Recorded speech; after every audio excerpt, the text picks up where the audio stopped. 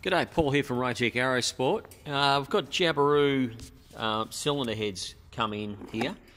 So we've got one of my customers who we've done the ignition upgrade and about to do TBI. We do a lot of LCH and Jabiru work in general here on Jabiru engines, experimental. Anyway, so this particular customer, a really good guy and quite a good pilot, you know, looks after the engine and all that sort of stuff. He's had the plane, it's on a Zenith 601, I think it is. 6-cylinder Jabiru, and engine's running quite well. So he was complaining of low compression on 2 cylinders. So he took the cylinder, went to some other guy at his local field, and he suggested take the cylinders off and the heads off and bring them to us. So he brought the cylinders to us.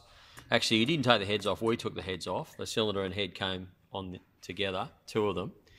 So there's a second one also. But already we've identified some problems. So his complaint was that he was low on compression, and he wanted us to hone the cylinders, measure the cylinders, and just make sure that the cylinders were okay, and he's going to get a new set of piston rings and send them to us for installation. Now, we can do that, but the cylinders are not too bad. Tony, have you got the size on that bit of cardboard that Jabiru recommend the bore to be? So Jabiru say that their spec is listed on the information we had that the bore size should be 97.5 millimetres. Was there a tolerance, Tony, on that? That's the upper. Oh, that's their maximum, right? And then their maximum tolerance is 97.65. So 0.15 tolerance. Now these bores are already measuring, as you can see here, up in that 97.65, 67 area. So, you know, they're only a couple of hundredths out, so that's nothing. So I'm going to suggest, and they're both measuring like that, so, and I can still see the crosshatch on the cylinders in some areas, which would suggest to me that these have been honed to 97.65, well up on the 97.5, and I'd suggest that's probably because they've had troubles with pistons picking up at the lower tolerance, and they need that extra 0.15 of a millimetre clearance.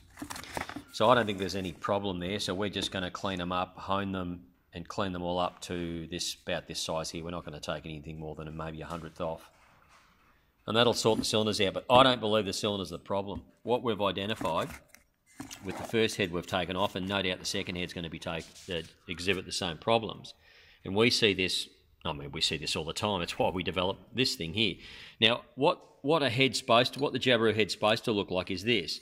You've got a flush surface all the way around, and that's what the barrel seats on. There's no gaskets on a Jabiru, and there should be no lip there. That's the combustion chamber here.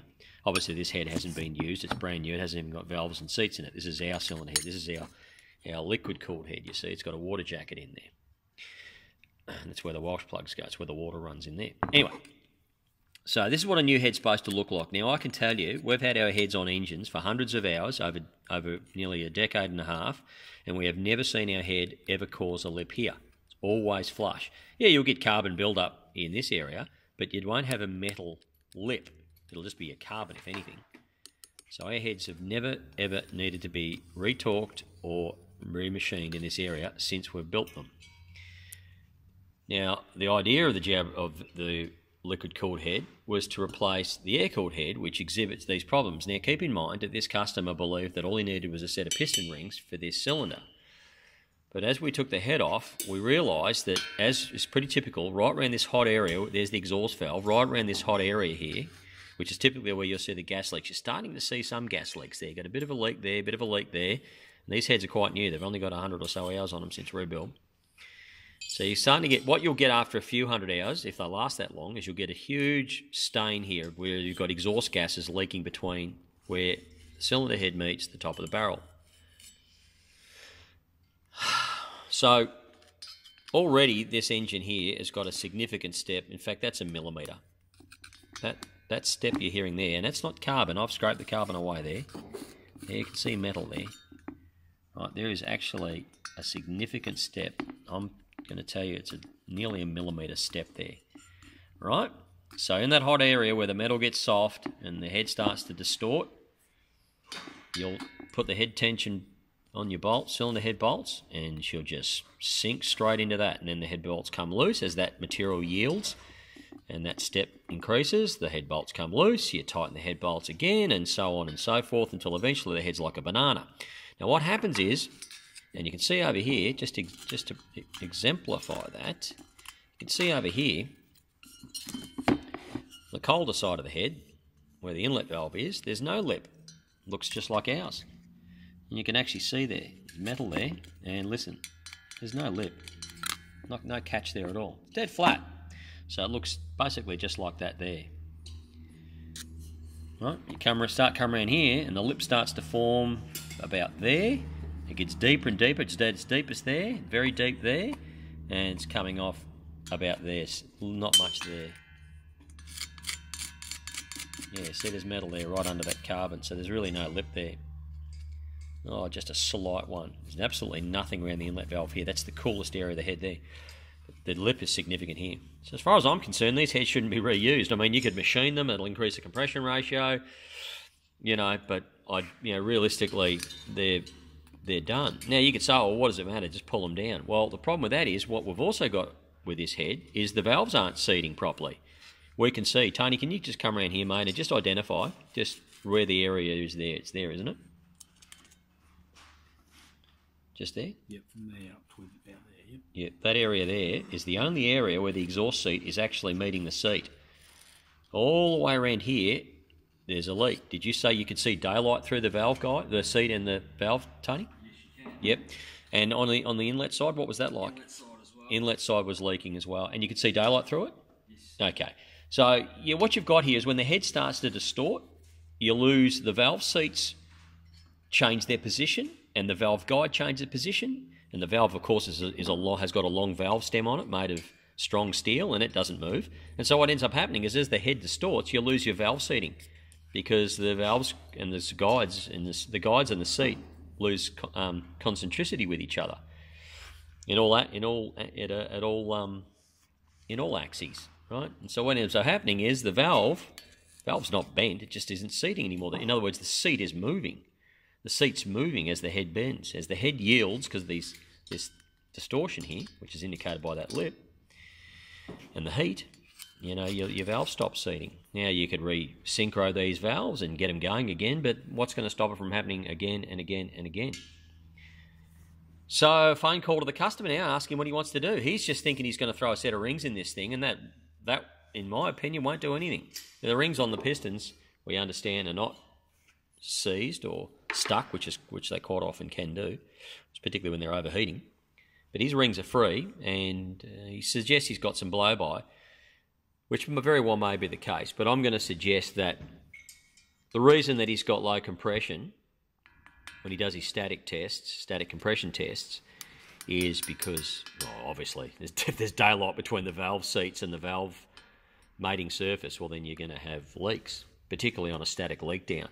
Now, what ends up happening is when the engine's running, the high pressure of the combustion shoves the valves into the seats, and so you can get away with it when the engine's running. You can still have issues, but the valves, as I said, under the high pressure of combustion pressure, tend to be forced into the seats.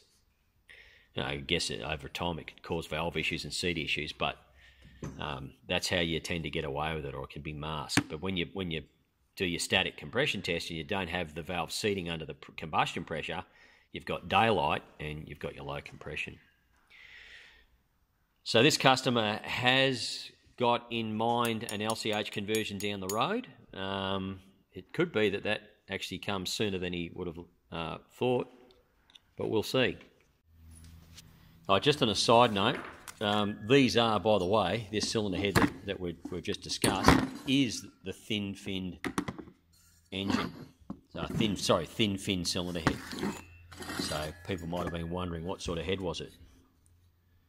So look at the heat there. You see it's cooler on that side. You see on the exhaust side, look how hot it gets. Ooh, yeah. Look at that oil.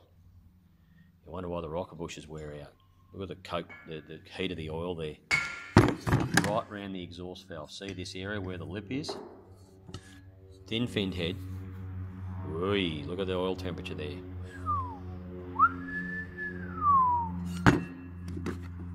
Phone call to the customer. Yeah. They get too soft. Yeah, they just keep pulling head bolts through. Yeah, that's it. So we've got the second head off now. We haven't pulled the valves out yet. That was the one I showed you before. You can see the hot side there, right on the exhaust valve side where it's hot. Well, here we've got the exhaust valve on this side. And, you know, we've got exactly the same situation. Exactly the same situation. Let's have a look. I mean, you got look at the step. I mean, it's massive. Listen, listen.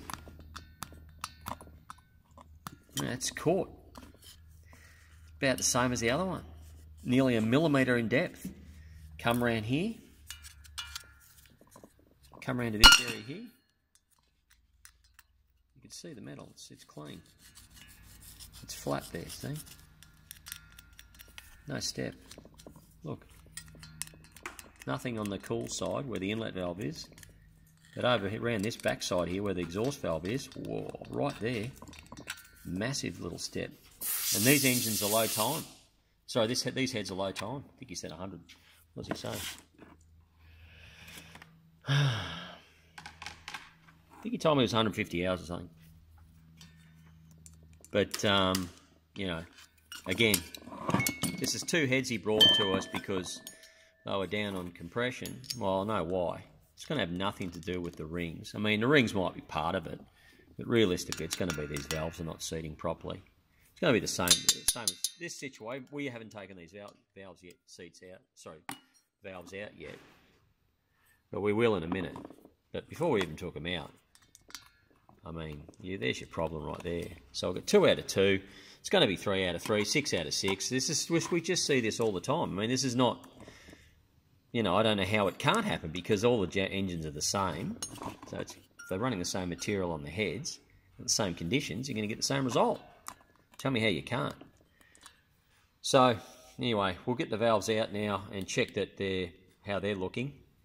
We're going to end up... Look, I can't see that we would use these heads again. If the customer might insist, you know, but we're going to have to re-synchro the valves and seats and get them seating properly, and I don't know how you're going to manage this. I guess you could just pull them back into the barrels, but what's going to stop it from happening in the future? I can't see anything. I can almost guarantee thin-finned head, as I said, but once we pull the valves off, I can already see the high temperature of oil burning around this area here, which is the exhaust valve.